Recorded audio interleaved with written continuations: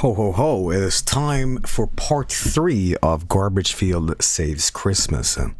Now obviously you've seen part 1 and part 2, I hope maybe. If you don't, then let me refresh your memory. This is a game by Zero X Diamond, and it is a Garbagefield special game. And we didn't get to explore all of the content the game had, but we're gonna hopefully do that tonight. So what is exactly Garbagefield? Well, it's a dumb little meme I did on Mario Paint 1,000 years ago, and it eventually mutated into a Doom Wad and other stuff. So yeah, Garbagefield, we all love him, we all hate him, and we are going to be checking out the rest of the game here at exactly 1 year after part 2. And I made a promise in part 2 that I would continue it at some point, and here we are. So anyway, without further ado, everybody, we're going to be checking out Garbagefield Saves Christmas. Now, the thing about this, we're actually at a part in the game where we're at a haunted mansion, which is not very Christmassy, but, you know, hey, why not? We like to mix it up on Christmas and all the holidays, right? Because that's all about what the Christmas food is all about, right? Having, acid reflux and heartburn, you know. So without further ado, let us play. Now, hopefully, Zero X Diamond is in chat here to give us a little bit of clues in case we get stuck. Or we can all collaborate and maybe find a solution together in case, you know, I get stuck. So, we shall see here. All right, let me load up the game. Anyway, I hope you guys are having a good night tonight. I guess it's not exactly Christmas on the specific day, but I still count the days after Christmas as Christmassy, you know. As long as it doesn't go into February, and then it's like too fucking late, buddy. But anyway, it is time. Now, I have a little bit of save states from last time I did this, but we're not going to do that. We're going to go back and redo and refresh our memories on stuff. So, here we go. I've kept you waiting long enough, so here it is. Are you excited? I sure am. Garbagefield Save Christmas. And I'm going to let you watch the intro again. And if you're watching this on YouTube, feel free to skip or whatever. But right now, live on Twitch, you can't. You wish you had that ability on every stream, but you don't. You, the questionably lovable Garbagefield, awaken in darkness, groggily fumbling around old shoes. You stand up and brush the top of your head on coats. Ah yes, you slept in the closet again last night. After all, Joel already doesn't like you very much. And last night, he really tied one on. It's always so awkward to read Garbagefield because like the font is like I read badly, but the font here always fucks me up. He'll probably think he made a real ass of himself when he edits that stream. But you thought it was pretty funny, especially that part where he wrote that awful letter to Santa. Calling him a fat old jerk was maybe a bit harsh, but the part where he said that they prefer Satan's claws to Santa Claus was pretty clever wordplay for a guy whose brain was swimming in booze. Good thing that was still all a gag, or else he'd definitely have ruined Christmas. Then again, he did put it on an envelope and addressed it and stamped it. I mean, sure, that was a part of the gag too, but he did remember doing that this morning. Right? He certainly didn't black out that part of his memory and send it all through the mail, right? Yeah, you better check. Opening the door and stepping out, you rush over to check out and find... Just as you feared, Joel totally forgot what was in the envelope and already sent the letter. Oh no, this is terrible. If Joel's Christmas is ruined, he's probably going to blame it all on you. And if he blames it on you, who knows what he'll do? It looks like it's up to you to save Christmas, Garbagefield. Do you have what it takes? Are you a bad enough dude to save Christmas? Probably not, but you're probably gonna do it anyway.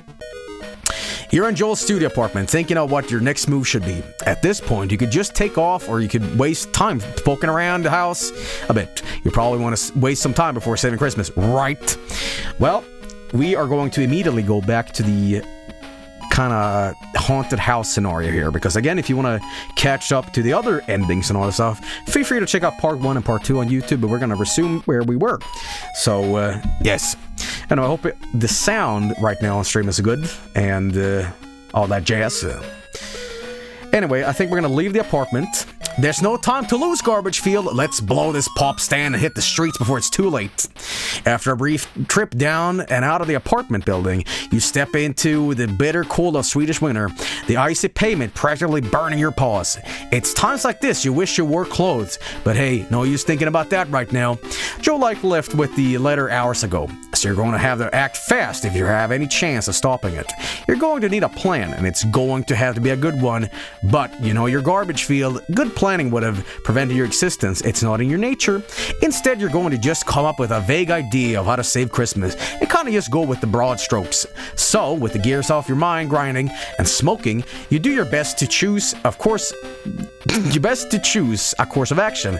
In the end, you decide to use magic. Thinking a little outside the box, you decide that conventional methods of solving this problem aren't going to work. No, instead, it's time to turn to the dark arts and do some good old magic to save Christmas. Oh, the game is a little loud. Okay, well, let's turn it down just a little bit. The trouble is, where are you going to find magic? It's not like it's something you just kind of do. You gotta seek out some kind of source of power. And guess what, guys? We are going to the haunted house. Of course, the old haunted house on the hill just outside of town. What better place to go in search of magic than a shuttered old home? Good reading. Supposedly crawling with all manners of phantoms, specters, and assorted ghosts.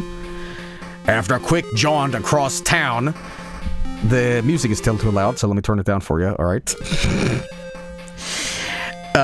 You stumble out of the woods and find yourself staring right at the front of porch of the haunted house. It's a daunting old building with rattling shutters and boarded up windows, and you swear you could see something past the window upstairs. But whatever, a little bit of dry rot and flaking paint isn't enough to scare you off, especially not when you're on such an important mission. You've got a holiday to save. Mustering all your courage, you grab the old doorknob, or the doorknob, with a purpose, and it's kinda just jiggles a tiny bit. It's locked. Oh well, nothing a little bit of brute force can't fix. You back up a few steps, lean your shoulder out, and slam yourself into the door like you're trying to knock coins out of it. The rusty old lock gives away, and your breaking and entering attempt succeeds. Bustin' makes you feel good.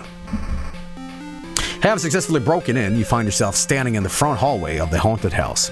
It's a rather unremarkable room, but it is connected to several points of interest. To your left, you can see into the kitchen. To your right, you can see a library. Directly in front of you is a stairwell leading up and to a door that you would assume leads towards the basement. Alright. Well, here we are again, a year later, catching up to where the fuck we were. So, yes. Anyway, oh boy. Now, we do have the creator here in chat tonight, and I made sure that the timing would be okay for Cyric's time to tune in tonight, because yesterday I was going to do this, my internet went out, so I hope that everything is good. But we should probably explore a little bit. But before we do that, let me actually quick save here, because, yeah, you know it. Okay. Okay, Cyric's Diamond gave me a tip a minute ago. Oh, he did, didn't he? Yeah. You're gonna say once again to check the basement first this time so you can get an idea of what you're doing here. Okay, let's go downstairs. How that's odd. After descending the stairs to the basement, you're greeted with a battered old wooden door blocking you from going any further. While you were able to break down the front door with a shoulder tackle, the same doesn't appear to be possible here. This door is barricaded with a long, sturdy iron deadbolt that spans the entire length of the door, and which is held in place by not one, not two, but 4 padlocks. Without the proper keys, there's no way in hell you're getting in the basement. Well, shit. Return to the front room of the haunted house. There's still not much of interest in this room, blah, blah, blah, blah. But on the plus side, you also still have plenty of opportunities to leave it. Alright, well, well, chat, today will be a stream where we all collaborate and figure this out together, okay? You see, I'll be taking chat suggestions this time. Kind of like I did before also, but we're gonna be doing this, and we're gonna be winning. Alright, people are saying go to the kitchen. Let's check out the kitchen. You enter the kitchen, and despite this being a locked, boarded-up building, it seems to still be in active use. The dirty dishes from meal prep have been left on and around the stove, and the smell of a home-cooked dinner still lingers in the air. Ah, it smells like a rat and bat casserole, just like Mom used to make. Towards the corner of the room, there's a door that unmistakably leads into the pantry. Beyond the doorway, just ahead of you, you can hear quiet conversation and the clinking of silverware against dishes, indicating it must be the dining room. And last but not least, there's a door in the southeast corner leading back to the front hallway. Now, what I remember from part 2 is that I needed I needed a pie that was a key lime pie or something like that. So, look in the fridge. All right. Taking a cue from the Mystery Inc. gang. Roro. You decide that since you're in the kitchen, maybe you should check the refrigerator for clues, like maybe make yourself a sandwich. Upon opening the fridge, you discover that the ghouls and ghosts that haunt this house have decided to follow the generic monster route and have stocked up on all the classics: bat wings, eye of newt, spider eggs, ladyfingers made with real ladyfingers. It's not a single thing in here that you want to eat. However, judging from the growling and scraping noises you hear coming from that Tupperware container in the back, there is something in here that want to eat you. Not wanting to find yourself on the menu, you quietly shut the door and step back.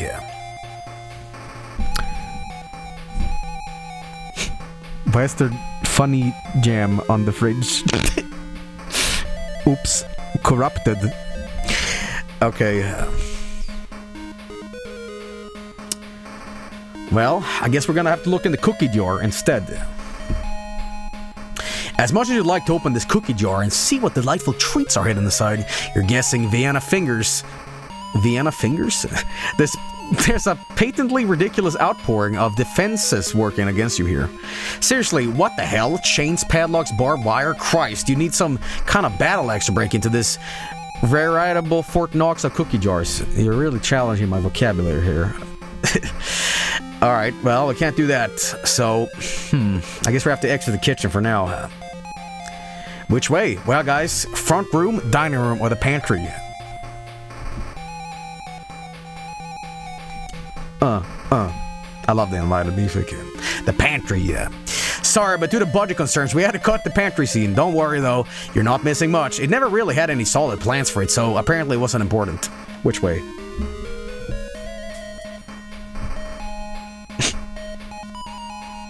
The dining room. Upon entering the dining room, you discover the source of that shattering and clattering that could be heard from the adjacent rooms.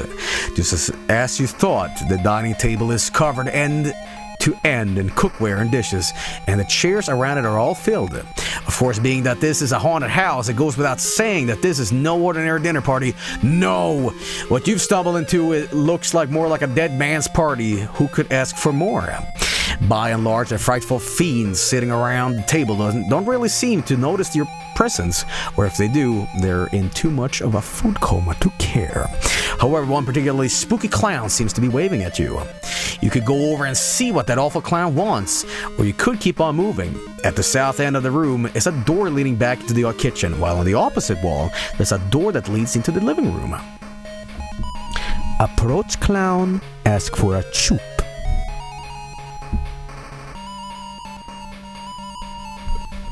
Clone? Let's approach the clone. Deciding it would be prudent to see what the horrid clown wants, you walk over to the table and see what he wants.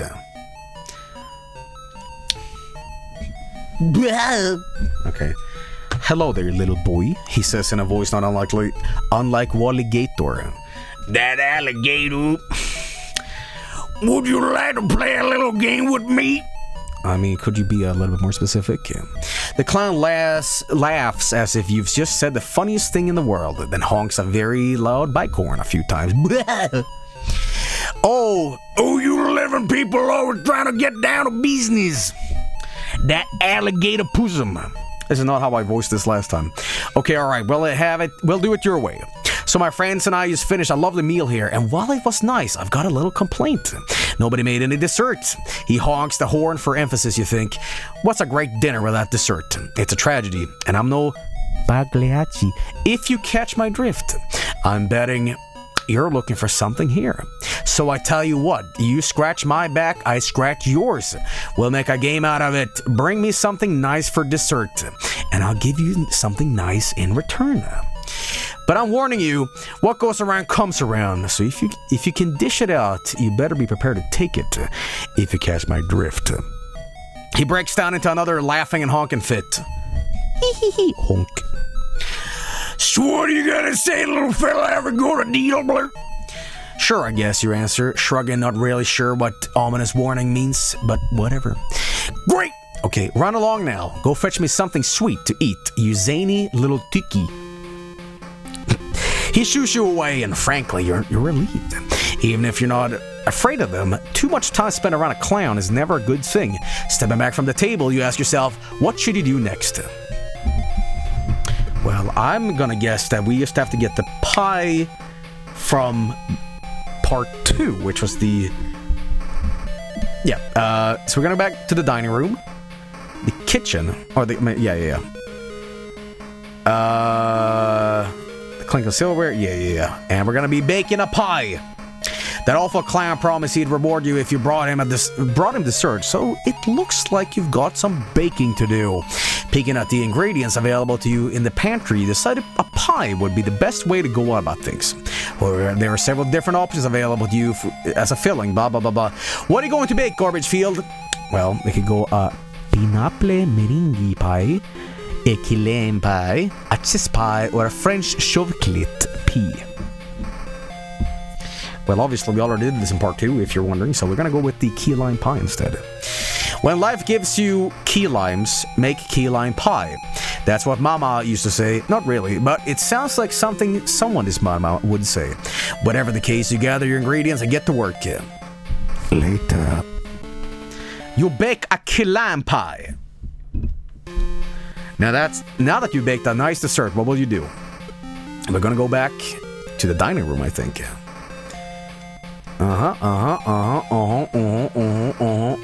And we're gonna approach the clone. Once more, you walk across the dining room and over where the weird, upsetting clown is seated. Seeing you approach, he claps his hands and honks his horn with delight. Oh, goody, old boy, I can see that by the looks in your motherfucking Cajun ass eye that you got brought some dessert and it's some kind of motherfucking pie. That's weird. He hasn't left his seat since you agreed to get him dessert. How the hell does he know you made a pie? Well, come on now, he says, beckoning you to give him the pie. Let me all have it. Let me get that alligator pussy to let me see what you brought me. Carefully pulling it out of your inventory, you place the key lime pie on the table in front of the clown. He scrapes his fingers through to get a bit of the creamy filling on it and have a taste. His immediate reaction is not what you expected. It looks almost as if he's trying very hard to look disappointed, but he can't stop smiling and staring. The bottom corner of his left eye twitches. When you did it, he mutters, the excitement gone from his voice. It's exactly what I motherfucking wanted. I love delicious Cajun key lime pie. The awful clown reaches into his pocket and withdraws a large old-fashioned key. Looks like the kind that would unlock a large old-fashioned padlock. He hands it to you, his hands shaking. Here's your reward, you motherfucking earn it, blurb. I got corruption. After breaking the game, Joel decides that maybe he should have quick saved earlier. The clown falls silent and you decided to be the best to leave him be. Quietly, you shuffle back to the other side of the room and decide what to do next. Which way? I'm gonna go to the living room. Okay, well. The living room appears to be full of clown vomit, I think. Largely unused, which most of the furniture covered in the sheets, dust, and cobwebs. However, oddly enough, there appears to be a perfectly average man sitting in a chair in the corner. From a door to the south, you hear the telltale sounds of this is already hard to read, but now it's like fucked. A meal being enjoyed in what must surely be the dining room. To the east is a doorway leading into a rather nondescript hallway. Now we can approach the average man, or we can save state before this game completely shuts out. Let's do that. Alright. Are we approaching the man? Clown vomit. Alright. Cautiously approach the average-looking man. Being that this is a haunted house, looks could easily be deceiving, and it means that this guy could be secretly a ghost, a vampire, a werewolf, or even a boogeyman of some sort. However, as you get closer, the text goes completely bonkers. Okay. Apparently there's no spooky trickery at play here. The unassuming looking fellow is just that, some random unassuming fellow. You're very confused as to what the hell he's doing in this haunted house. Guys, I'm gonna say that this graphical corruption is a feature. It is Christmas snow themed. Oh, hello there, he says, waving at you. How's it going, stranger? Fine, I guess, you reply, raising an eyebrow. What are you doing in here all by yourself? Well, I stumbled into this house one stormy night after my car broke down not far from here. Turns out this place is haunted, full of ghosts and ghouls and all sorts of, naturally. I got scared by that, so I ran and hid from them in here. The living room being that I am not a ghost. This is impossible to read. Sarek Stama says, man, I hate to save, but you probably restart from your first save. Well, too bad, because I saved over my last one. Being that I'm not a ghost, it makes sense. This is the living room. It's the only room in the house I'm allowed to be. I don't think that's how it works, actually. This is impossible to read at this point. I've been walking around here and none of the monsters have done anything to me. Well, of course not. You're some kind of creepy cat man. If that's not a monster, what is? You stare at him blankly, blinking a few times for emphasis. Whatever monster. The point is that this is the only place that's safe for the living, and I'm not budging her until I figure out a way out of here. That doesn't involve rushing past swarms of groovy ghoulies. Start over and speedrun to the game here. Oh. Should I? Yes. Oh, okay. Okay, well, we're rewinding that. We're back. Alright, we're gonna skip the intro. We're gonna go and leave the apartment. Yeah. And then we're gonna use some magic. And we're gonna go to the haunted house. There we go. Yeah. Oh, we already been here, but let's exit the kitchen to the front door. And then we're gonna go downstairs so we can, like, oh, look at that, blah, blah, blah, blah. And now we got that. We're gonna go to the kitchen. Alright, cool. And we're gonna go exit the kitchen into the dining room. We're gonna talk to the funny clown. Again. Cajun. Does RetroArch support rewind? That would literally be capable of fixing it whenever that happens. Alright, yeah, I do have that. That's how we finished the other game just now. Alright, now we're gonna go down to the dining room, the kitchen, and we're gonna make a pie.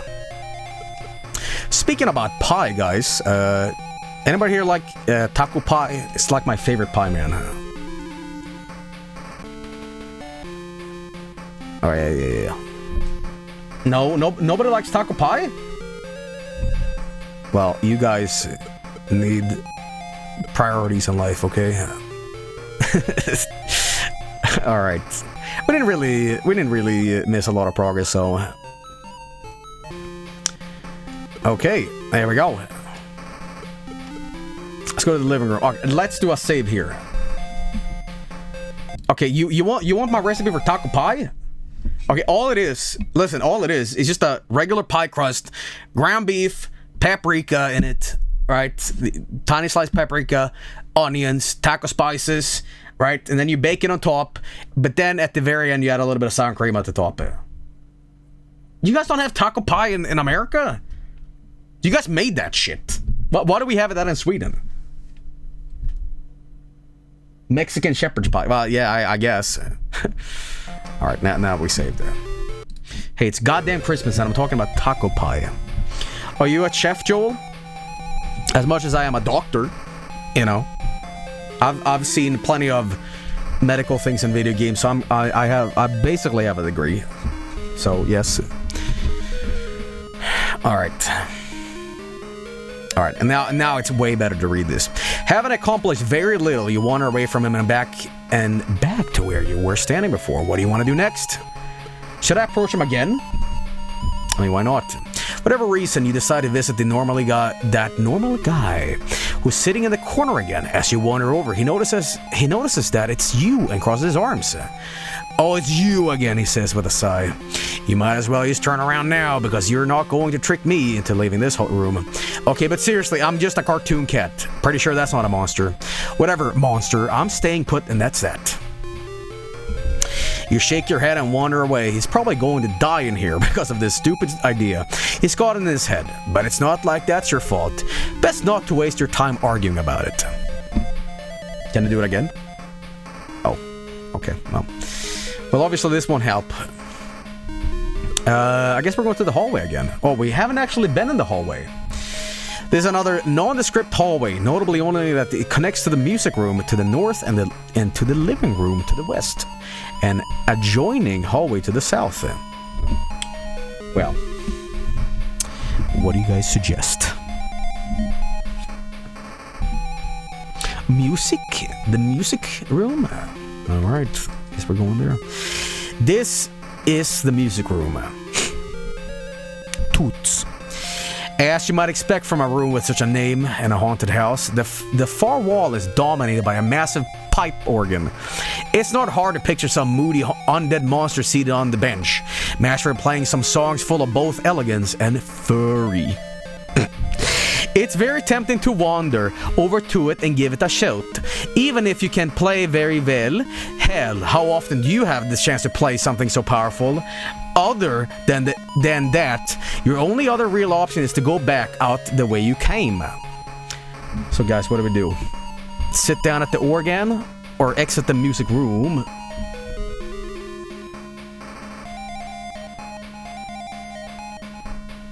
Organ. Okay, we're gonna sit there first though, just in case.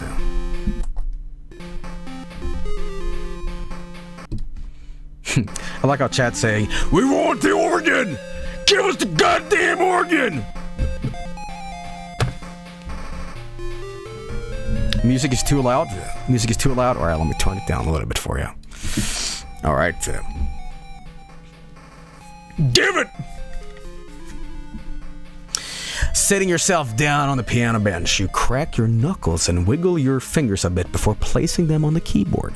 Glizzying up, you see that somebody's left sheet music on the stand for a song called Unlocking the Secrets Below, which sounds pretty specific. In fact, you know what it reminds you of? There was that one Scooby-Doo episode where they had to solve the mystery at the Opera House with Jerry Reed, and they saw Feebog written somewhere, and it turned out if you played that on the organ, it opened out a secret passage in the Alligator Bayou. Excitedly, you go to play the tune, but you notice a problem almost instantly. One of the required keys is missing. Not broken, but completely removed, as if somebody purposely took it out and hid it somewhere. That certainly seems to confirm your theory. Well, it looks like you're gonna have to find that missing key, assuming it's truly a piece of the puzzle. You demand it has to be in the house somewhere. You'll just have to find it. Oh shit. Well, I guess we're going to the living room. Well, we've been there already. I'm guessing that maybe the key is in the cookie jar. Maybe. Was Jerry Reed really in Scooby-Doo? For real? Like, no joke? That wasn't just like funny flavor text? Really? Everyone was. I wasn't in Scooby-Doo. Okay, well, I guess we're heading to the hallway. You're in a rather nondescript hallway. At the south end, a door leads into the library. To the east, a door leading to the bathroom. And ahead of you appears to be the doorway leading into an adjoining hallway. Alright.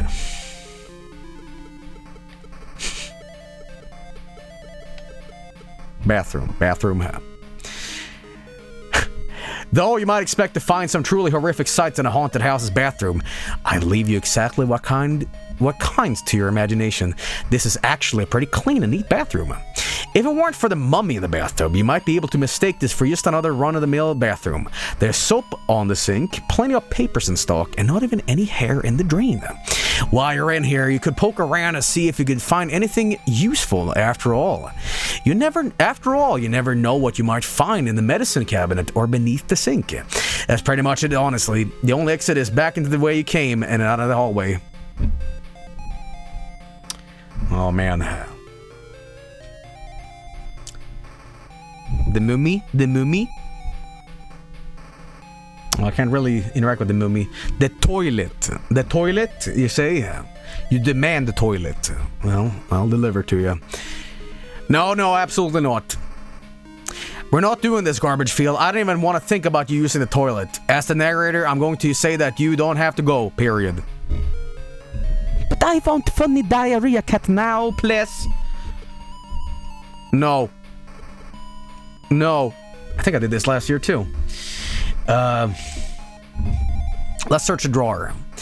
Yeah, probably a good idea to check the drawers under the sink. Who knows what important yet seemingly useless objects you might find down there. Maybe a rubber chicken with a pulley attached to it. A Cubix rube? Rummaging through the drawer, the reality is sadly not as great as the fantasy. Most of the contents of the bathroom drawers are, well, exactly what you'd expect to find in a bathroom drawer. Toothpaste, dental floss, various tubes of makeup, hair curlers. Yes, as you're about to give up. However, you do find one item that stands out to you. A little hand mirror.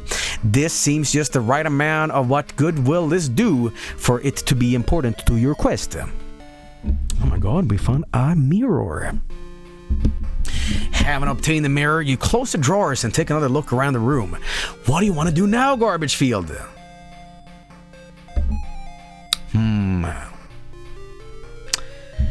The toilet. No. Look under the sink. Thinking there might be something handy stored in the cabinet below the sink, you kneel down and open the doors and take a look. Gee, that's rather peculiar under the sink. You find nothing but drain cleaner. I mean, seriously, nothing but drain cleaner. Just bottle after bottle of the stuff. Well, that's funny apple juice. There's a lot of funny apple juice under my sink in the kitchen. I drink that and it makes me stream games good. I mean, sure, it's best to be prepared in case something gets clogged up in the plumbing, but this is absolutely ridiculous. What kind of unhinged lunatic needs this much drain cleaner? For some strange reason, you suddenly regret asking that last question. Before you can even turn around to see what the hairs on the back of your neck, you stood on end. A fire axe cleaves into your head, shattering the skull and killing you instantly. It then pulls out and slams back in several more times just to make sure. The madman giggles hysterically at the sight of his handiwork, pauses for a moment to look around for any witnesses, and then deciding that the mummy in the tub doesn't count, continuing giggling. There are many memorable monsters throughout the history of horror gaming. Nemesis, Pyramid Head, Biggie Man, the Dark Servant from Amnesia, but none can compare to the unrelenting terror that is Don Gordon, an asshole photographer in a fishing vest. Sadly, you didn't win the game, but at least this isn't actually Phantasmagoria. The puzzle design in this haunted house is kind of dumb, but at least you don't have to hit a button on a figurine to turn it into a letter opener, to use it as a chisel to remove bricks from the wall of a fireplace. Fuck you, Roberta Williams. Back it up. Back up that truck. Back up that truck. Back up that truck now. Beep, beep, beep, beep, beep.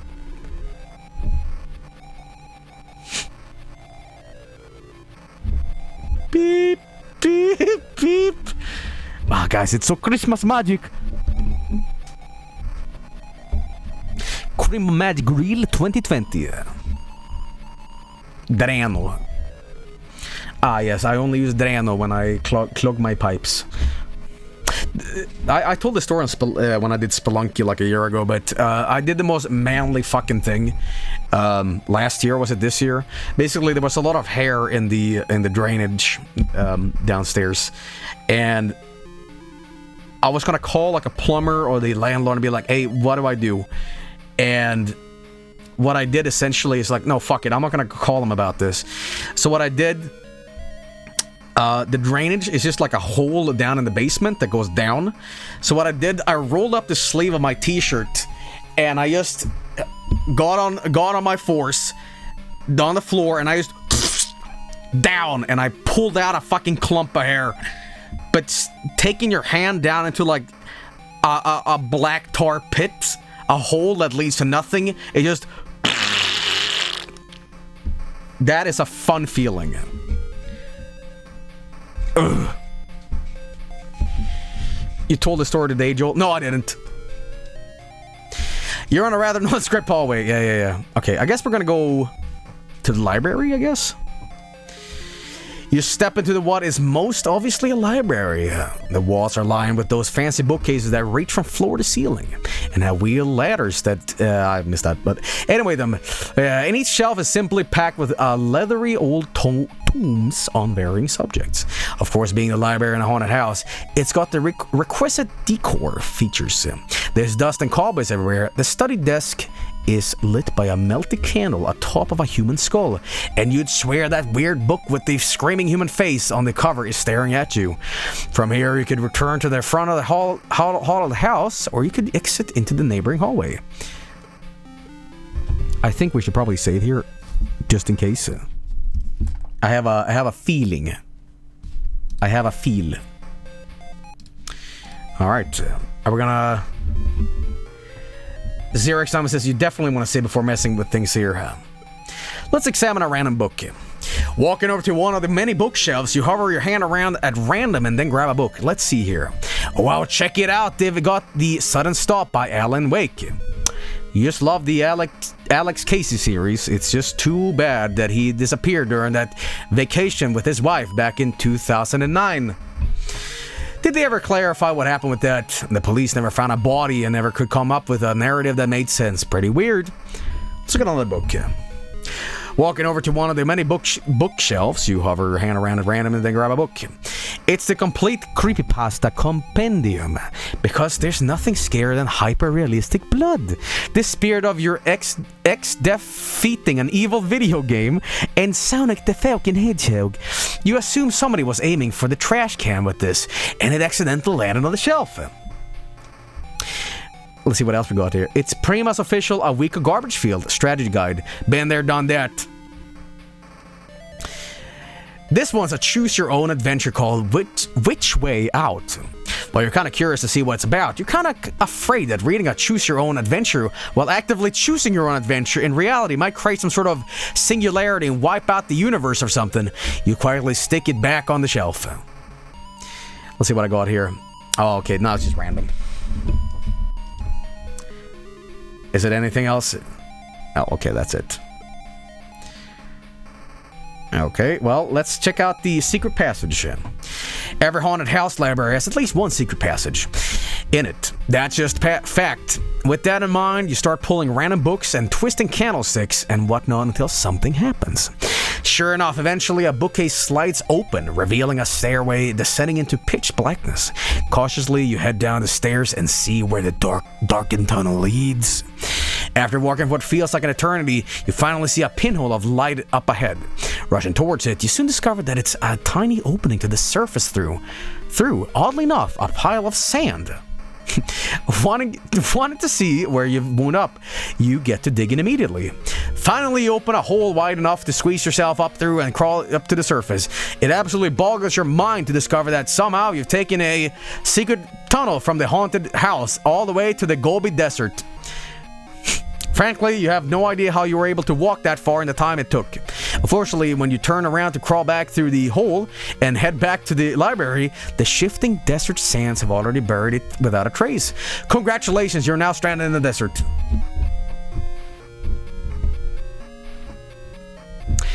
Oh well, you had thought to maybe come here on your quest earlier, though you can't exactly remember why. Might as well go exploring. It might help jog your memory.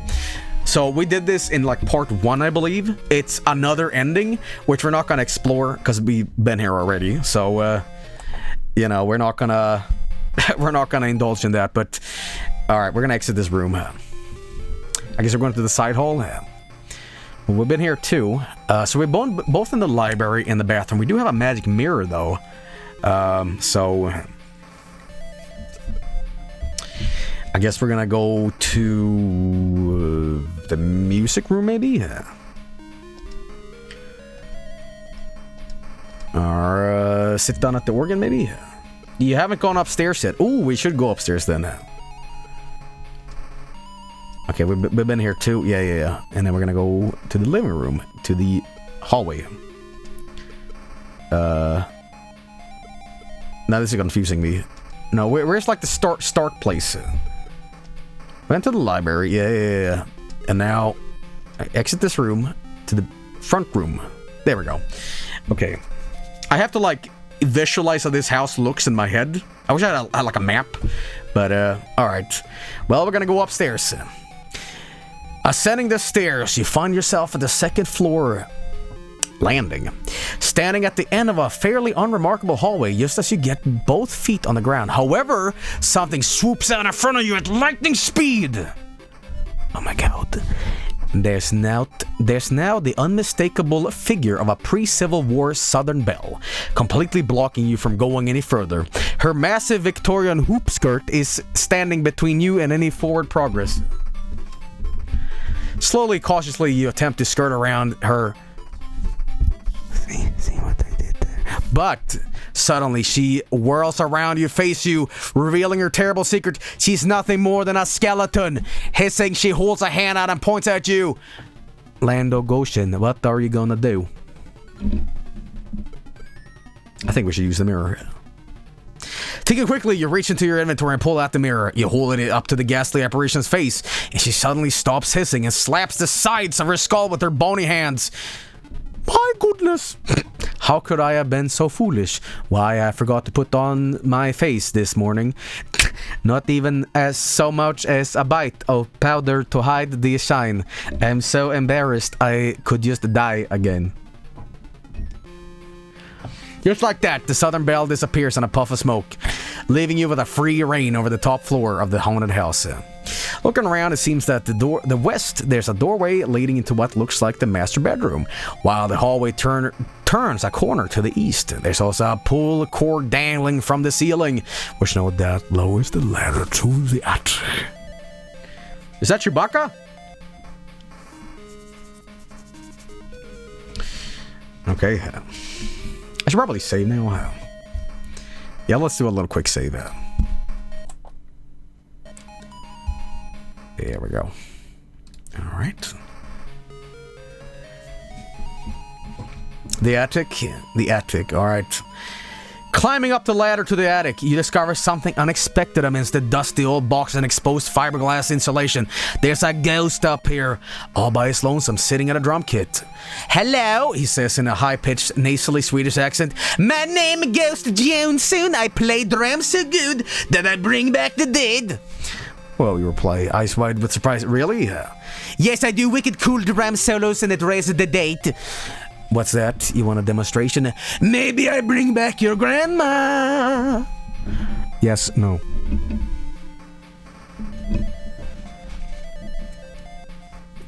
Yes. Yes. Well, let me do a drum solo to bring her back. With that, he taps his sticks together on a 3 count and then begins banging out one hell of a wicked drum solo. You watch as his ghostly mitts make the drumsticks dance across the kit in an almost graceful way. It's almost like he is some kind of wizard of old, waving about his magic wands to cast some spell. In fact, it's probably actually something like that if what he says is true. Either way, this is cool to watch on its own. Suddenly, a vague silhouette of a cartoon cat begins to materialize in front of the drum kit. Oh my god, you shout in amazement. It's working! It's working! He continues banging like there's no tomorrow, literally making a noise to wake the dead. As he continues the drum solo of life, he suddenly sings out in a very simple incantation. Make Grandma come back to life! And just like that, Grandma fully materializes before you, once again in the land of the living. Unfortunately, she seems to have left most of her skin back in her grave about 15 years ago. Oh my god, she doesn't have any skin! No refunds! Ghost Johnson replies in a tone that indicates he not only knew this was going to happen, but that he finds it highly amusing. Before you have a chance to run away in terror, the horrific abomination that appears to have once been your grandma leaps upon you like a wild animal and begins tearing your limb from limb. What do you mean you wanted the Ghostbusters? This is Ghostbusters. What's Super Ghostbusters? But the man at the checkout counter said it was just as good. I guess if you don't like it, Grandma just won't bring you any presents ever again. The game is over. You were unable to enter the basement to face the rat man. The rat man in the basement? But that's okay because he didn't have a shotgun anyways. He will continue to sneak upstairs at night and eat your cheese forevermore. Damn. Well, that didn't work out. Okay. Well, we're gonna have to do that again. Alright, well.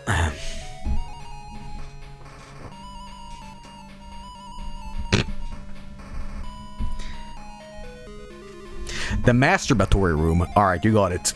This is definitely the master bedroom. Check out how nice everything is. That's definitely a king-sized bed. Maybe even one of those California king ones. And look at the curtains. I mean, come on, curtains on a bed. That's luxury. Damn it. Looking around, there's a lot of curious knickknacks and expensive baubles on display, but not a whole lot of interest to you. There is, however, a spooky painting on the wall that almost feels like the eyes are following you wherever you go. And also there seems to be a strange noise coming from under the bed. From here, the only place you can go are back into the hallway, or you can go into the what you're assuming is the master bathroom through a door to the south. What do we do?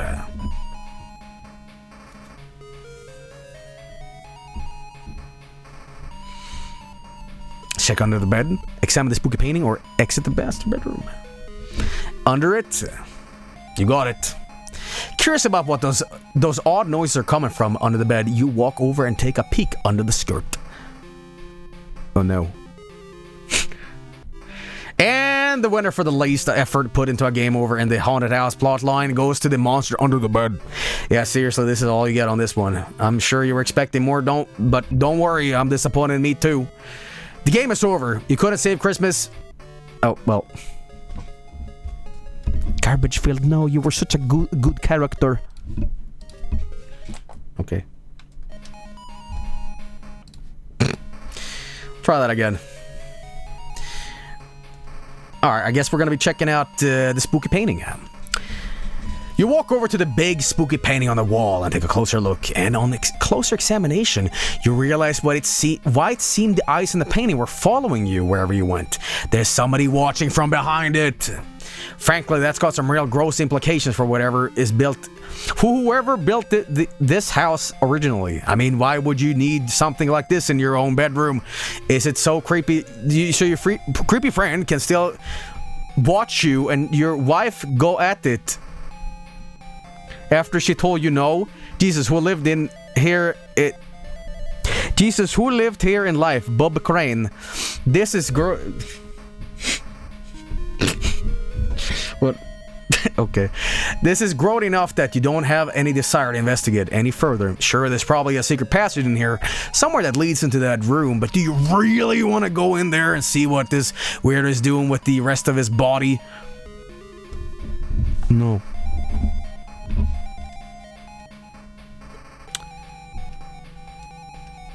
Oh, I went to the bathroom. Oh, shit.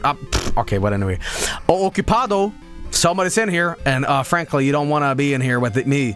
It's a disaster area, really. I try to go to the bathroom, but the implications here are both horrifying and disgusting, and you immediately regret even coming near that door. As you return to make a hasty retreat, the voice cries out to you again. No, wait, don't go. I need your help. That's the least inviting thing you've ever heard.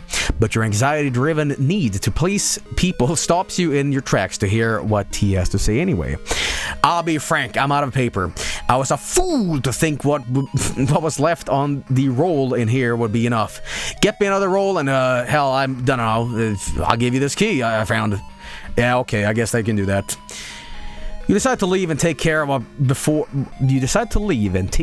that before whatever awful monster is in here decided to give you any more information about what's happening in there.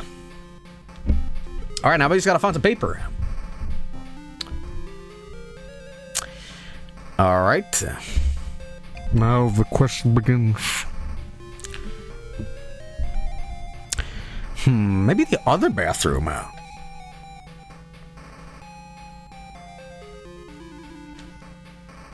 You know what? I'm gonna check out the other bathroom. And that was like, you went to the library and... No, it wasn't the library. And it was to the side hall. And there we go. And now the bathroom. Now we're talking. Wait, there's no... What? There's paper right there. There's paper right there, man. Look at that. Grab toilet paper. Whatever's in the master bathroom upstairs said it needs toilet paper. Luckily for you, there are several rolls in the little cabinet hanging above the toilet. So you simply grab one of the extras and take it with you. You got the roll of toilet paper. Alright, so I haven't obtained beep beep for the horror lurking in the upstairs. John, what's next? Use the toilet. No. Is there any... You need to patch this game, alright, and add funny poop scenes. Because this game is good, but it's lacking class, you know.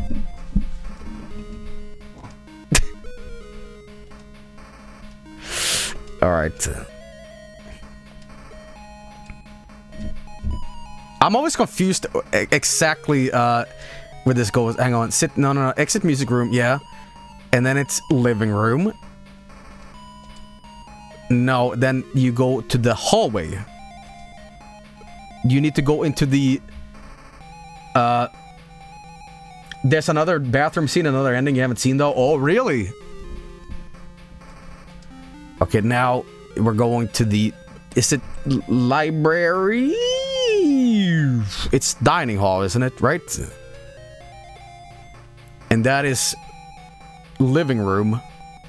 No, I'm so confused by this. Dining room, there we go, yes. And now that we're in the dining room,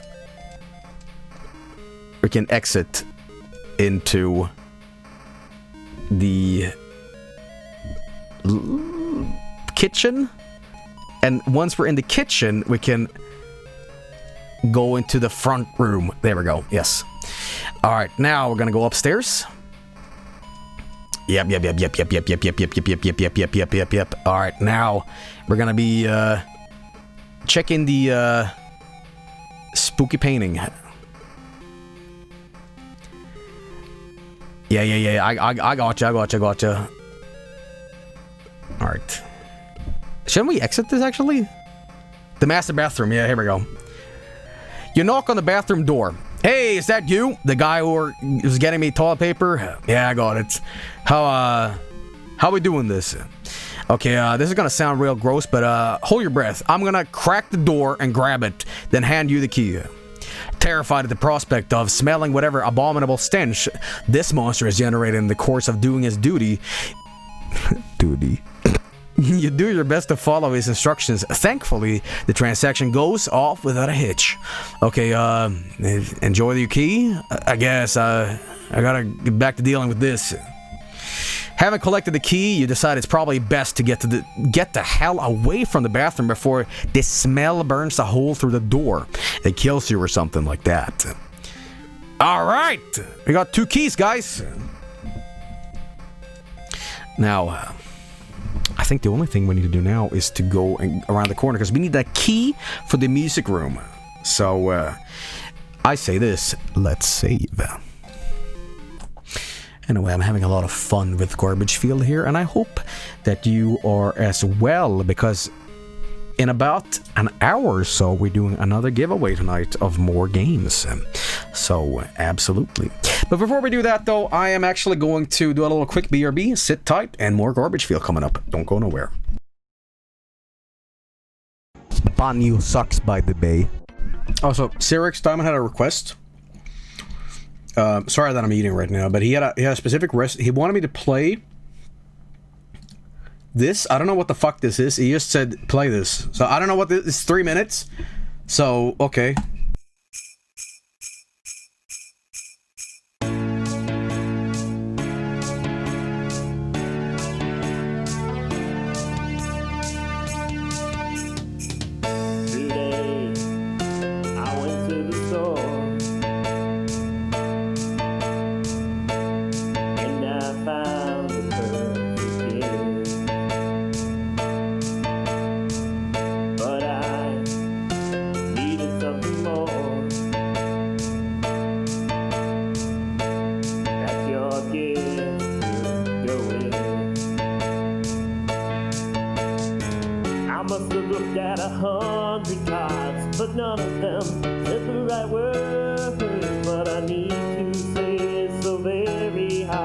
Zero, did you plug your fucking music through this by saying, haha, check this out, it's so bad, and then secretly you're selling all fucking CDs in chat? Shame on you, dude.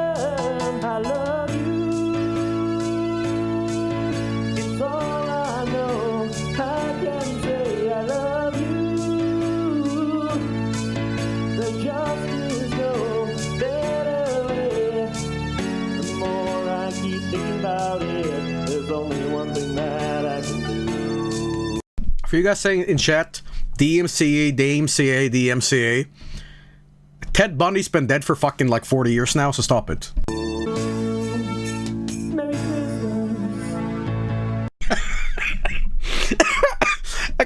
That caught me off guard. I had a fucking piece of kebab in my mouth, and it's just unrelated. It's just Merry Christmas.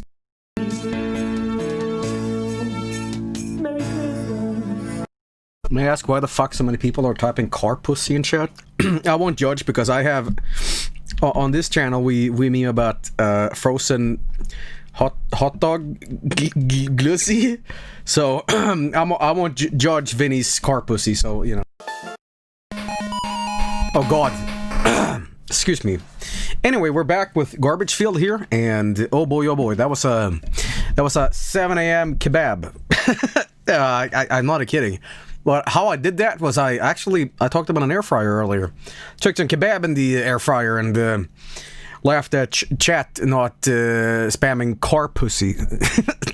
All right. Anyway, so now we're gone, guys. The only thing we can do is around the corner. So you know. Give me just a second. Alright, there we go. Sorry.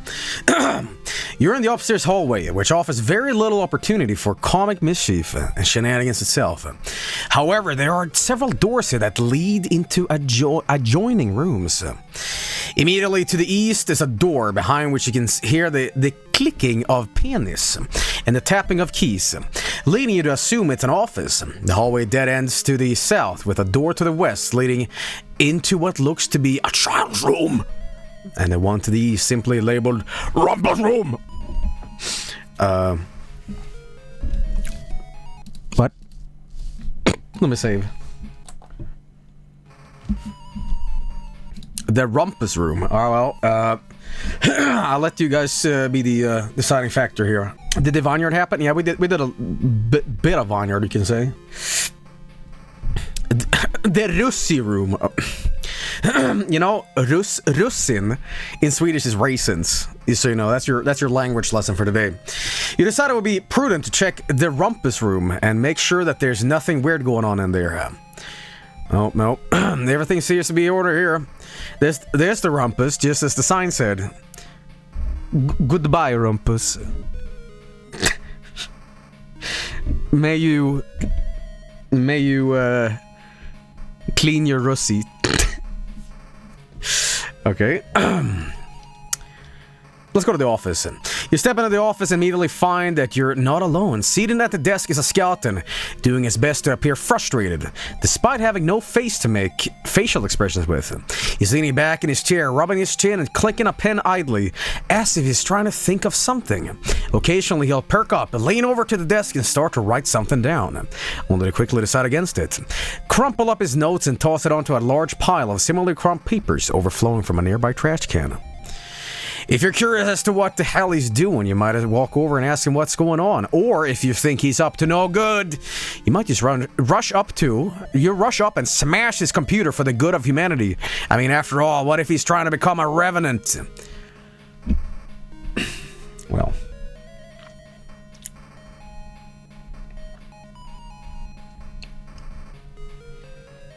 Talk here.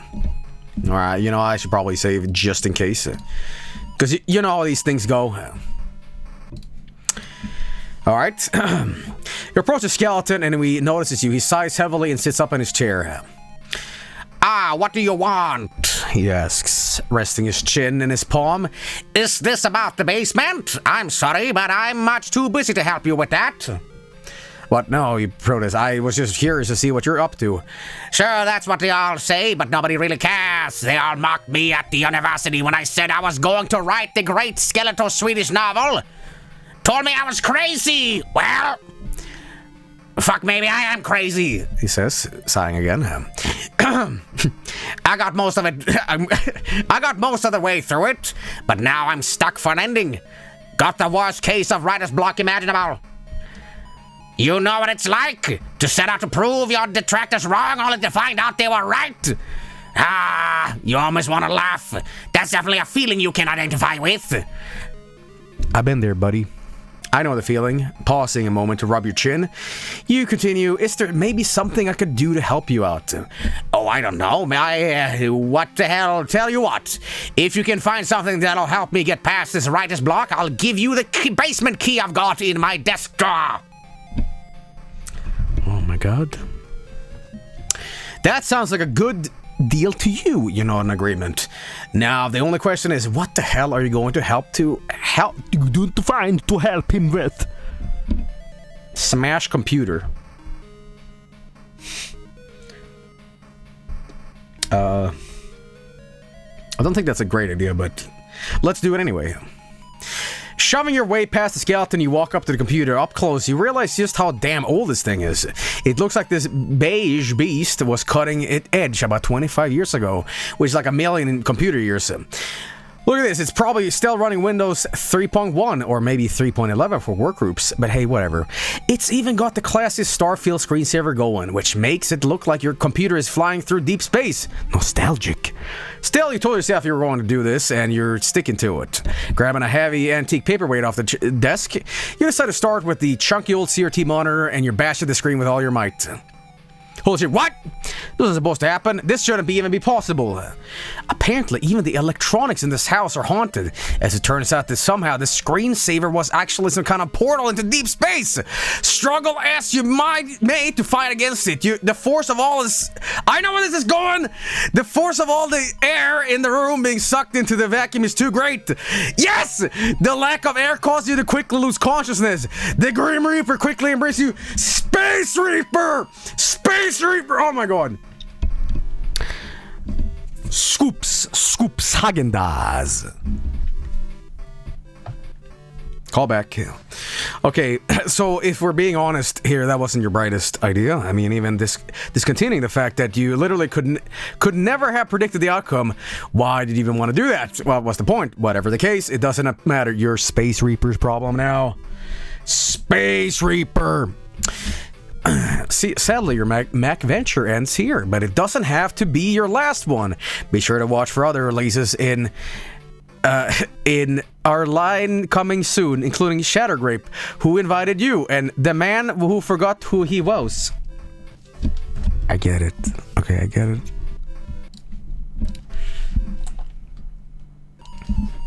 Okay, well, let's smash that computer. Scoops Häagen-Dazs. Alright, anyway, let's exit the office here, and, well, we went to the office, we went to the Rampus room. I guess the child's room is the only thing left. Entering the child's room, you immediately realize this place doesn't look particularly safe for kids. Sure, there's some brightly colored wallpaper, and you see a toy box over there, but the medieval weaponry and the torture devices? Whatever. While you're in here, though, you could dig through the toy box to see if there's anything interesting in it. Or maybe you're just trying to grab one of those cool battle axes in case you need to defend yourself. Play a quick game of bed axe, or just open a cookie jar. Ooh, what?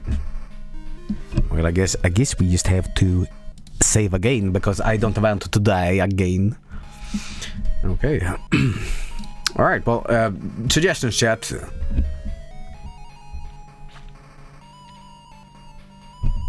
Take the axe. Hang my axe. You know what kind of makes me a little sad? Gimli's my favorite character in Lord of the Rings, but he's always the comic relief, and I hate that. I hate how all the dwarves is reduced into haha. I don't like that. Fuck you, Peter Jackson. Fuck you and your hobo beard. Listen, Gimli deserved better than to drink soup in that movie. Fuck the elves. Anyway, carefully you reach out and gently attempt to pick up the battle axe. These things are very dangerous after all. Ouch! Axe cut you! Alas, your caution was all for naught. The moment you lifted the battle axe, you accidentally cut both of your arms off. You wouldn't have thought it was possible had it not just happened to you. As you rapidly approach death from massive blood loss, one question remains: what kind of idiot decided that just touching an axe that the wrong way should instantly kill you? Yet another bloody, senseless death caused by poor adventure logic, or PAL syndrome. Did you know that 1 in every 4 adventure game designers suffers from PAL syndrome? Please donate generously to the Roberta Williams Career Memorial Fund today and help us find a cure. With that dig at both uninvited and the worst puzzle designers ever lived out of the way, the game is now over. Next time, maybe try just not doing anything. At least then you won't die randomly. Well.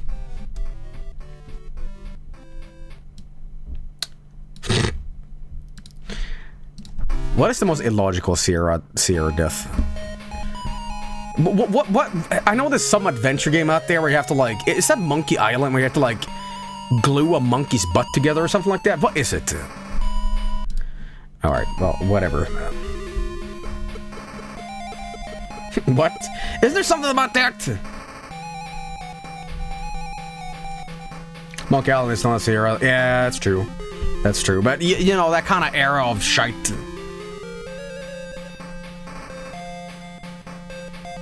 If you glue the butt together, how does it poop? Well, it's like a tug-of-war, you know? It's like natural selection. Whoever can poop out the opponent is the prime monkey, you know?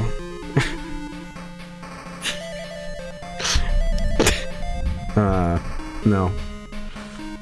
Cat dog effect. I don't know. In fact, that's how duels should be fought, you know? Fuck violence. You glue your ass to whoever you hate the most and have poo tug-of-war. And no guns required. Just what God gave us. You ever seen Requiem for a Dream? Ace to ace! Well, Merry Christmas, everybody. This will be the stream to talk about, wouldn't it? Heard of docking? Well...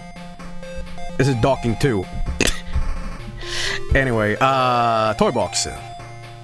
On closer inspection, the toy box you thought was innocuous.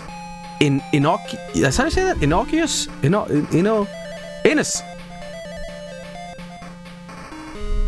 Did you misspell? Did you misspell? Did you misspell zero, or am I dumb? No, that is a real word. Uh-oh. Uh-oh, I've been caught. Uh-oh. Innocuous. Innocuous. Innocuous?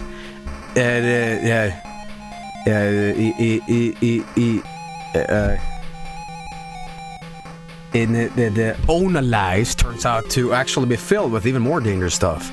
You expected, like, you know, action figures or maybe like one of those wooden toy dogs on a string, but this razor blades, hand grenades, spiky whips, hull tips, nail bats, cage up rats, bastard swords, paddling boards, thumb screws, toxic ooze, hand tasters, deadly lasers, bear traps, blasting caps, chainsaw sharpened claws, green beans, tomatoes, potatoes, a petri dish with deadly virus, and a real bad album by Billy Ray Cyrus, which actually is the dad of Miley Cyrus. Did you know that? Achy Breaky Heart is the reason, you know, she's, you know, twerking around. True story.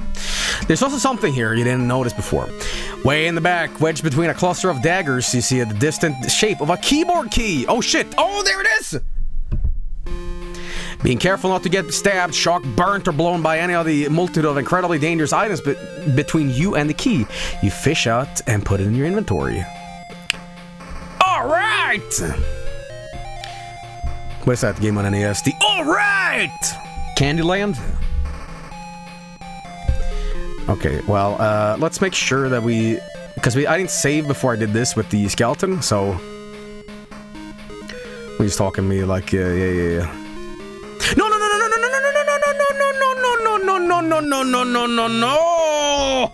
I clicked, and the game is Bible Buffet, by the way. God damn it! Okay, well... I could just rewind, actually, I'm an idiot.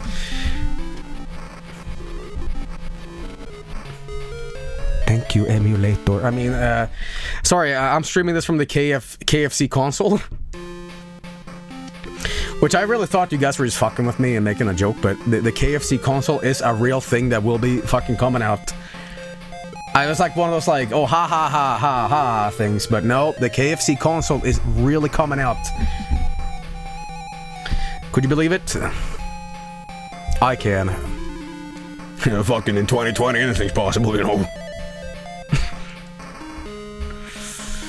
Alright, yeah. Oh, no. Alright. So what exclusive games are we getting for the KFC console? Does anybody know?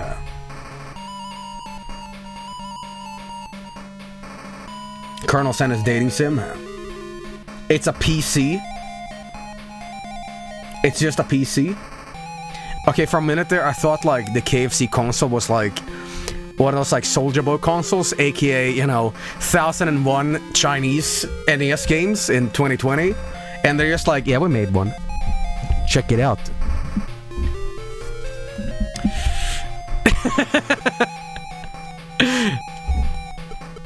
Okay. Yeah, the KFC console they're announcing. But what games are we announcing? Shit, I don't know. Hong Kong 97 and golf. But instead of a golf ball, it's chicken. It's plug and play, baby. The greatest thing about the KFC console, though, is the fact that it heats chicken. And I'm not even kidding about that. It literally heats chicken. That's what it is. So you can, like, smell chicken as you're gaming, you know. It's to, like, block out the horrendous gaming smell. Or maybe it's like... Maybe you can cook chicken with your own gamer grease, you know? When you're gaming away at your Fortnite, there's so much, like, schmutz emanating from your, like, you know, Razer gaming chair that it's got, like, a... You know at Panini Grills? They have these, like... oil containers that take the fat that's dripping down. You put one of those under your, you know, DX Racer, and guess what? Boom! You got enough grease to cook a whole chicken. You know what I mean? Boom. Gaming. So is it KFC console or KFC onsole?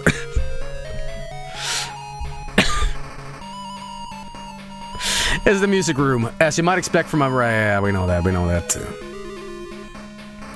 Having found the missing key for the keyboard, you sit yourself down at the organ and carefully maneuver it back into place, wiggling until you feel a sort of click in. With everything in readiness, you play the secret song. There's not a whole lot to it, really. More like a jingle, if anything. Nevertheless, you played it, and... nothing happened. Nothing happened? But you were so sure this was the key to everything, and maybe it's something to do with the key that was missing. Like maybe there's some trigger it's supposed to be connected to that didn't quite line up. Well, you back out and take a closer look. As you pull it out, you notice a slight bump on the bottom of the key. It's sort of like the slider on a retractable USB thumb drive. Curious to see what it does. You fiddle with it, eventually getting it to slide. Well, you gotta admit, you weren't expecting that. It turns out that sheet music was a red herring all along, and the missing key was in fact an actual key, or the actual key. Whatever designed this haunted house should get a raise. Alright, I guess that... Haha, joke. Hey, I was talking about the air fryer earlier. Is the KFC console an air fryer? Because I don't understand, like, is it a PC with a kitchen component to it? Yes, no, perhaps. It's just a heater? Just a heater? Okay. I'm glad I can always rely on you gamers, because like I'm so out of the loop. Like I feel like such an old boomer, you know. And I'll be like, guys, what is the latest news about that hot new posse poopin' good old KFC console, you know? And you guys are like, well, let me get you the deets.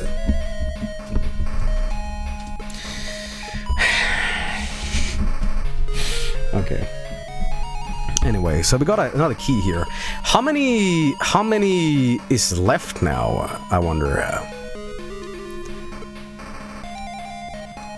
Yeah. We know. Into the dining room. Yeah. And now we have to exit the dining room into the living room. No! I fucked up. My bad. I always have to be a little careful when I'm clicking around here, because I don't want to like skip dialogue or whatever, because I had a problem with that last stream. We're going to exit the dining room, and we're going to go into the kitchen. There we go. And now exiting the kitchen into the front room. There we go. Alright, let's go downstairs. Alright, I guess I need 4 keys. 4 keys. Now, the only thing that's left now is... the key to the skeleton, right?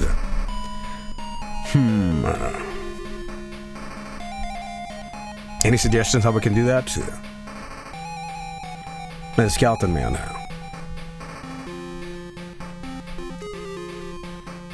Have I unlocked the cookie jar? Oh, I haven't actually, no. I wonder, hang on. Open the cookie jar. Oh, look at this. As much as you'd like to open this cookie jar and see what delightful it is, well... Do I not have the key for that? No, I do not. I thought the key was for that, but... Okay.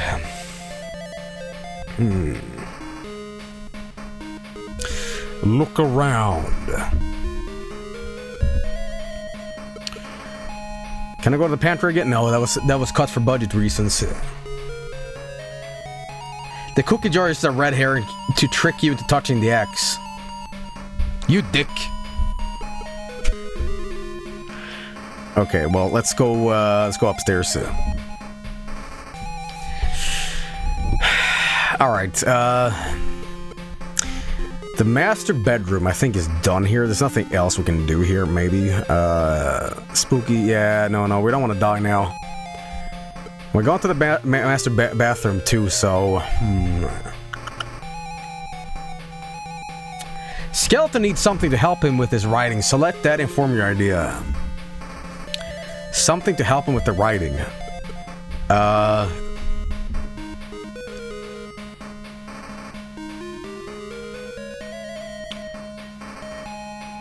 pain?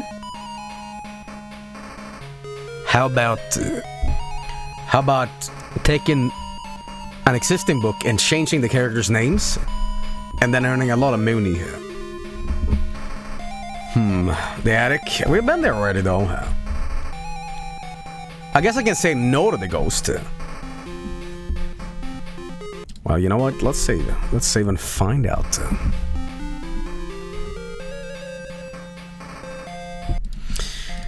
All right. Well, fine. I'll say no to him. No, thank you. What? What, you not want to see the cool drum solo? I don't know, maybe. I'm just not feeling it. Maybe later. But maybe you should definitely reconsider. But okay, you come back later and see the drum solo live. He seems really eager to show off his sick drum resurrection skills. But hey, whatever. You can always come back later if you change your mind. Okay, well.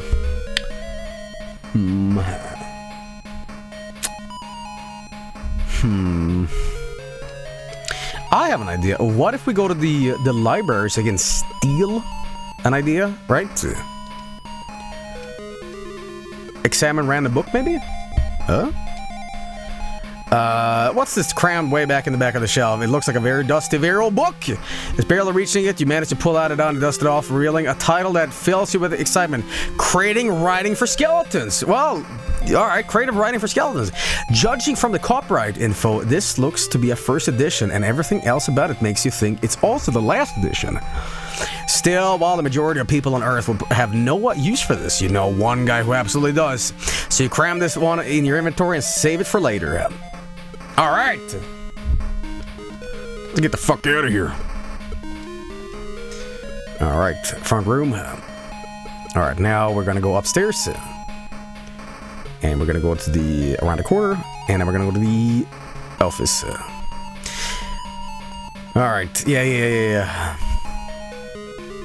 I'm gonna talk to him. He reports a skeleton, and when he notices you, he sighs heavily and sits up in his chair. You again? Did you find me anything? Help me out? Help me clear this writer's block yet? Actually, yeah, I think so, you reply, pulling the book from your inventory and handing it to him. I found this hidden on the back of a bookshelf. Maybe they'll give you some ideas, and if not, it's rare enough that you could probably just steal one of your examples. Holy shit, I literally made this joke. I made this joke before it even happened. I said, you know, why don't you steal an idea, already book, and just change the names or whatever? Holy shit, man. Okay. I predicted this crime.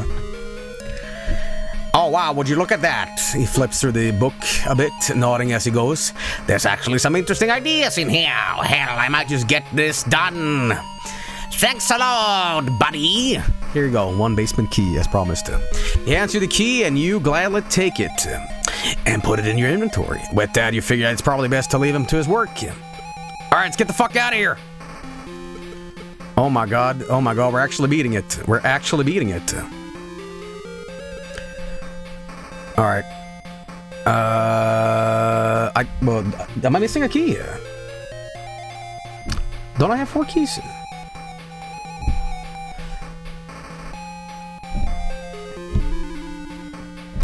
Oh, no. Fortunately for you, the 4 keys that you found while wandering around upstairs are indeed the ones that fit these locks. You waste no time in unlocking the padlocks, tossing them to the side as you go, filled with anticipation. You slide the massive deadbolt out of place with great ceremony and slowly swing open the basement door. Oh my god, it's this fucking... Holy shit. I know... This is a rare meme. This is a rare fucking meme. The Russian paint cat. It's him. The basement is washed in inky darkness, save for one spot in the middle, which is dimly lit by an old bare light bulb that flickers gently at random intervals. And there below the light is an unnerving sight. They are standing atop of an ancient-looking chest, bearing the metallic likeness of a demon's face. Some sort of weird, terrifying cat, bathed in some sort of swirling, shadowy fog. It's staring not just at you, but almost through you, with a mischievous grin on its mostly human face. Hello, Garbagefield. It says, in a calm yet playful tone. I've been waiting for you. But who are you? How do you know my name? You may call me Mooncat. And you need not worry about trivial things such as how... I just ruined the atmosphere, I'm sorry. Trivial things such as how I know you or such nonsense. Long have I been waiting here, hoping that somebody would finally come to claim this ancient treasure. This is the demon's chest. A relic that has been passed from hiding place to hiding place, from untold aeons. Within its confines lies the demon's heart, a mystical, artifact that still beats as though it were still alive. Or that, however, is not what makes it special. No, there's a phenomenal cosmic power contained inside. With it, one may grant themselves any wish. Anything your heart desires may be given by this heart. However, you must be careful. With such power, one must be clear of intent, lest they, well, let's just say that you get what you ask for, Mooncat adds, with an unnaturally wide grin. Not necessarily what you want. With its warning given, the Mooncat hops down off the chest and slinks off into the shadows. As it leaves, the chest slowly opens by its own volition, revealing a blackened heart, which surely enough is still beating. It gently floats up to eye level with you. I have stirred from my slumber. A deep, booming voice echoes inside your head. This time has come again. Voice to me your heart desire, and I shall make it so. Well, Garbagefield, it's now or never. With the demon's heart awakened, you take a deep breath, look it straight on, and wish. Oh. To save Christmas, to be cool and liked for a burger and fries. That none of this happened.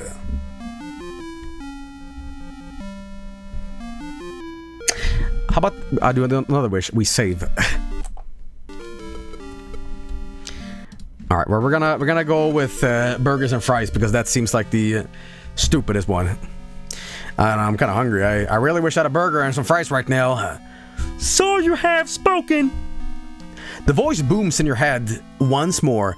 So it shall be done. Wait, what? No, that's not what I meant. Your protest is too late. Is too little too late. True to its word, the demon's heart grants your wish, and a burger and fries appears out of thin air in your hands. Damn it. Wow, amazing. After all that effort, you fucked up and gave a magical wish granting a heart your drive-through order. Even if you don't eat it, you know it's not gonna last until Christmas, so you can't even try and give it to Joel as a gift. The game's so good. You managed to grab a burger, but didn't do it with President Ronnie. Guess you really weren't a bad enough dude to save Christmas after all. Oh, damn.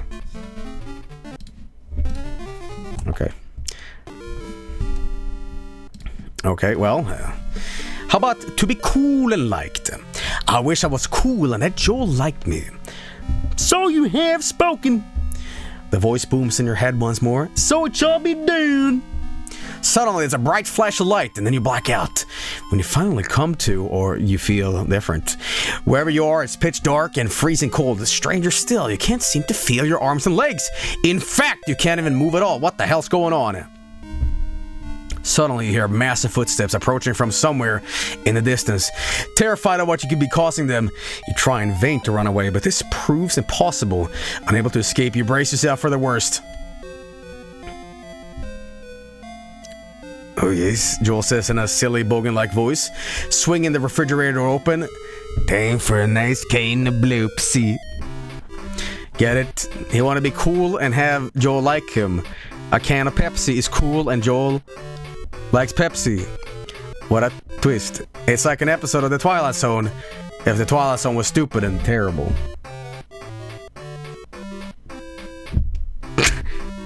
The game's over. While you didn't save Christmas, I think you did teach us all a valuable lesson. Pepsi's cool and refreshing, and you should buy some. Pepsi called me for further endorsements. Well talk. That was a twist. Okay. Let's try that again. Alright. How about that none of this happened? I wish none of this had ever happened. So you have spoken. The voice booms in your head once more. So it shall be done.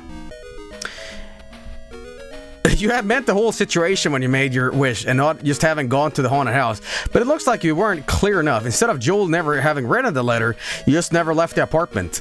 With a heavy sigh, you're prepared to try and save Christmas again. There's no time to lose again. So you might want to just leave the apartment, or you could just waste time poking around in the apartment before you leave. Whatever, you know the drill. But the fucking game just resets. Hey, let's do all that again. Twice. That's a little stinky. That's a little schmutz right there, man. Merry Christmas. Alright. That's... Yeah. Alright, let's save Christmas. I wish that Joel's Christmas was saved. So you have spoken. The voice booms in your head once more. So it shall be done. Grimbo mourning. Having told Joel about his mistake and subsequently getting yelled at for not helping, you know he'll be expecting nothing on Christmas morning. You wake up early and head in the basement, just in the closet, sorry, just to make sure you'd be able to eavesdrop on his reaction on seeing gifts after all. Sure enough, when Joel gets up and goes to the living room, he's flabbergasted, excited to hear his joy without fear of it being an act for your benefit.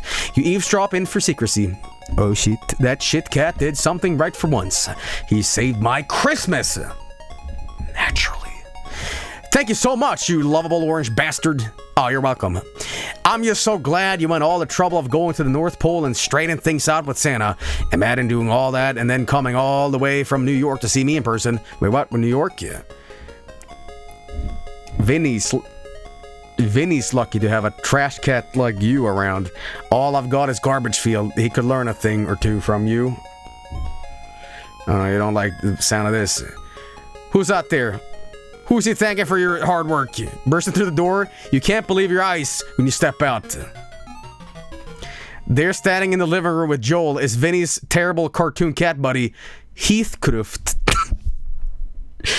God, you just can't stand that fat asshole.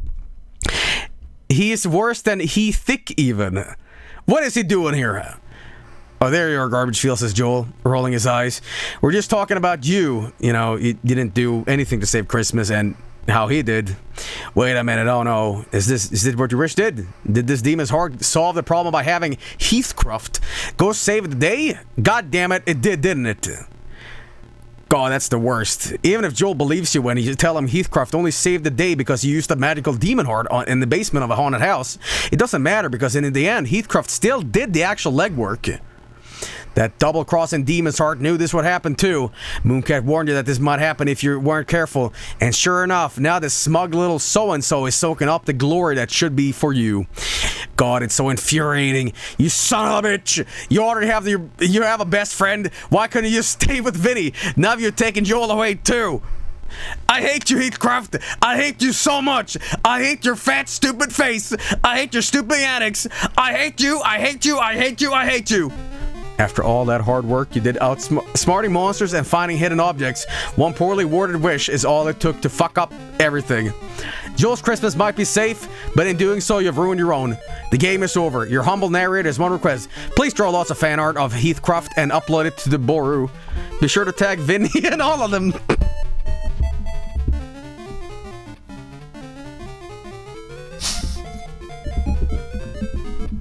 I take great distance from this. I sit here in the fucking blast bunker, and I'm sitting here like blah blah blah blah blah. Okay, you know I'm gonna get a Pepsi in the meantime for this. All right.